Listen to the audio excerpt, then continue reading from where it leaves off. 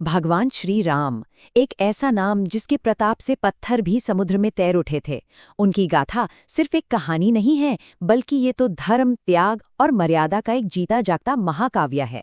चलिए, आज हम इसी महान गाथा की गहराइयों को समझते हैं। लेकिन एक सवाल मन में जरूर आता है कि जो श्री राम इतने आदर्श और गुणों से भरपूर थे, उन्हें अपनी जिंदगी में वनवास, वियोग और इतने सारे संघर्ष क्यों देखने पड़े? आखिर क्यों एक राजा बनते बनते उन्होंने सब कुछ इतनी सहजता से छोड़ दिया? आइए इसी सवाल का जवाब ढूंढते हैं। श्री राम को मर्यादा पुरुषोत्तम कहते हैं, पर इसका मतलब क्या है? इसका मतलब है वो सबसे उत्तम पुरुष जो धर्म और मर्यादा निभाने के लिए बड़ी से बड़ी व्यक्तिगत हानि भी हंसते हंसते स्वीकार कर ले। उनका पूरा जीवन बस इसी एक सिद्धांत पर टिका हुआ है, और यही उनकी पूरी कहानी का सार है। कहानी का पहला और सबसे बड़ा मोड़ तब आता है जब अयोध्या के सबसे प्रिय राजकुमार को सिंहासन नहीं बल्कि वनवास मिलता है। देखते हैं ये सब कैसे हुआ। जरा सोचिए, एक तरफ तो राज्याभिषेक की जोर शोर से तैयारियां चल रही थीं, और दूसरी तरफ रानी कैकेयी के मांगे हुए 2 वरदानों ने पल भर में सब कुछ बदल कर रख दिया। भरत को राजगद्दी और राम को वनवास। पर सबसे हैरान करने वाली बात तो ये थी कि राम ने इस फैसले को बिना किसी सवाल, बिना किसी गुस्से के पूरी शांति से मान लिया। और ये कोई छोटा मोटा त्याग नहीं था, 1-2 दिन नहीं, पूरे 14 सालों का वनवास। वो भी ठीक उस वक्त जब वो युवराज बनने वाले थे। उनके इस धर्म पथ पर पत्नी सीता और भाई लक्ष्मण ने भी सारे राज सुख त्याग दिए और उनके साथ वन चले गए। तो आखिर राम ने ये सब क्यों किया? क्योंकि उनके लिए अपने पिता के दिए वचन का मान रखना ही सबसे बड़ा धर्म था। ये रघुकुल की वो रीति थी कि प्राण भले ही चले जाएं, पर वचन नहीं टूटना चाहिए। यही सिद्धांत उनके हर फैसले की नींव बना।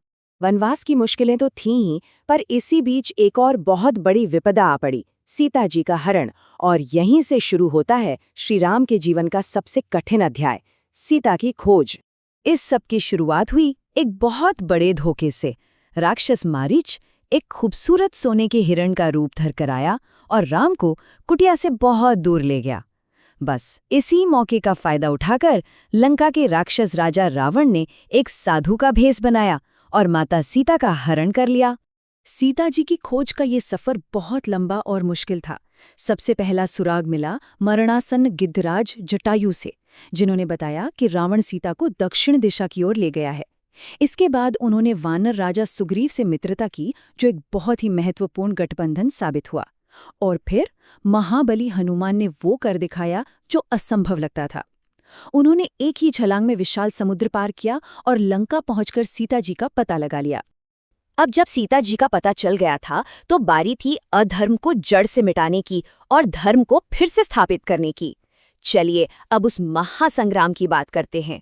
लंका पहुंचने के रास्ते में सबसे बड़ी रुकावट थी वो विशाल समुद्र। इसे पार करने के लिए वानर सेना ने नल और नील की देखरेख में एक चमत्कार कर दिया। उन्होंने पत्थरों से एक ऐसा पुल बनाया जो पानी पर तैरता रहा। ये सेतु सिर्फ एक पुल नहीं, बल्कि अटूट आस्था और संकल्प का प्रतीक बन गया। युद्ध बहुत ही भीषण था। रावण के विशालकाय भाई कुंभकर्ण ने जब रणभूमि में कदम रखा तो वानर सेना में हाहाकार मच गया। लेकिन आखिरकार श्री राम के हाथों उसका भी अंत हुआ और राक्षस सेना का मनोबल टूटने लगा। इसके बाद मैदान में उतरा रावण का सबसे शक्तिशाली बेटा मेघनाद। वो मायावी शक्तियों का स्वामी था, लेकिन लक्ष्मण ने अद्भुत वीरता दिखाते हुए उसका भी वध कर दिया। ये इस युद्ध का एक निर्णायक मोड़ था। और फिर वो अंतिम घड़ी आई। आमने सामने थे श्री राम और 10 सिरों वाला अहंकारी रावण। एक भयंकर युद्ध के बाद श्री राम ने दिव्य ब्रह्मास्त्र का इस्तेमाल कर रावण का अंत किया, और इस तरह अधर्म पर धर्म की विजय हुई। युद्ध खत्म हुआ, 14 साल का वनवास भी पूरा हुआ और राम अयोध्या लौट आए। पर एक राजा के तौर पर उनकी असली परीक्षा तो अब शुरू होनी थी। राजा बनने के बाद राम को अपने जीवन की सबसे कठिन परीक्षा देनी पड़ी। जब एक साधारण धोबी ने प्रजा के बीच सीता जी की पवित्रता पर सवाल उठा दिया, तो राम ने राजधर्म को अपने व्यक्तिगत प्रेम से भी ऊपर रखा। अपनी प्रजा का विश्वास बनाए रखने के लिए उन्होंने बहुत भारी मन से अपनी प्रिय पत्नी सीता का त्याग कर दिया। ये राजधर्म का एक ऐसा उदाहरण था जिस पर आज भी चर्चा होती है। राम के इन्हीं त्याग और धर्म पालन का नतीजा था राम राज्य। ये सिर्फ एक शासन नहीं था, बल्कि एक आदर्श था। एक ऐसा राज्य जहां न्याय सबके लिए बराबर था, जहां कोई दुखी, बीमार या डरा हुआ नहीं था। ये इस बात का सबसे बड़ा सबूत था कि धर्म पर चलने वाला शासन ही सच्ची समृद्धि लाता है। तो चलिए वापस उसी सवाल पर लौटते हैं कि एक आदर्श राजा को इतने कष्ट क्यों सहने पड़े। जवाब ये है कि श्री राम का जीवन एक आसान या सुखी जीवन का उदाहरण नहीं, बल्कि एक सही जीवन का आदर्श है।